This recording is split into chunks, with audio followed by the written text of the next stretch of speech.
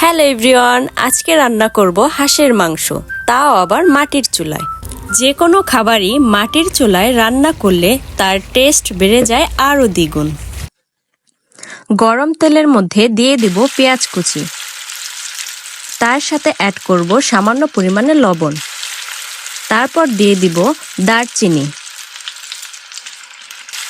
তার সাথে অ্যাড করব এলাচ, তারপর দিয়ে দিব সামান্য পরিমাণে আদা বাটা।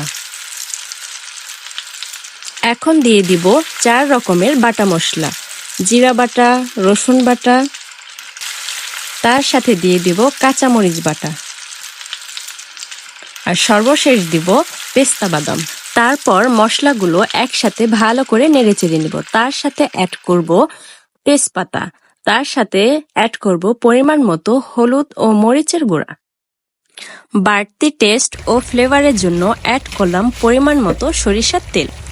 মশলাগুলো ভালো মতো কষানোর পর যখন ওপরে হালকা তেল ছেড়ে দিবে, তখন তার মধ্যে অ্যাড করব পরিষ্কার করে রাখা হাঁসের মাংস। মাংসটাকে এরকমভাবে নাড়তে হবে যাতে পুরো মাংসটা মশলার সাথে ভালো মতো মিশে যায়। মাংসটাকে ভালো মতো কষানোর জন্য 20 থেকে 30 মিনিট ঢাকন দিয়ে ঢেকে রাখব।